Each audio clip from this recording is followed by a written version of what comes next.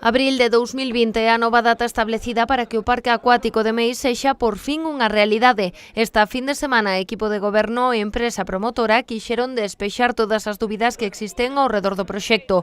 Por iso visitaron a parcela de Penente. Ahora mismo ya tenemos todas las licencias necesarias, entonces ya estamos empezando a hablar nuevamente con las empresas porque entenderéis que se le ha dicho muchas veces para el mes que viene, y con los retrasos, pues claro, han ido cogiendo otras obras, ¿no?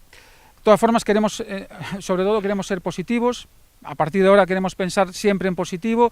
Esperemos que no haya más problemas, las licencias ya las tenemos, entonces... Aproveitando a visita, colocouse o cartel que informa do inicio das obras. Os movimentos de terra comezarán este mesmo mes e moitas das pezas que darán forma aos tobogáns xa están no terreo de Penente. Estamos falando dun parque acuático, como dixen antes, do máis importante do noroeste de España, pois que haya partidos políticos que poñan en duda o que é evidente, porque este proxecto, como todos sabedes, estuvo exposto no Ayuntamiento. Todo o mundo pudo comprobar e eles estuveron ali.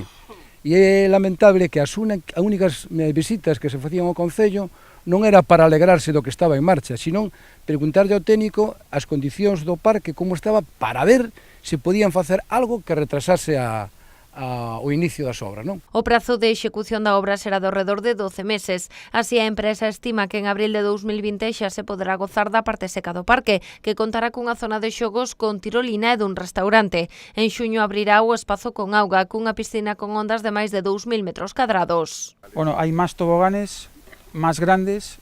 La piscina de olas es 3 veces la de Cerceda.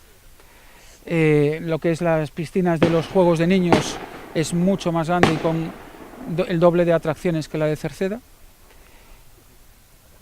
Y una de las diferencias es que nosotros las captaciones de agua son propias y la reutilización del agua es 100%.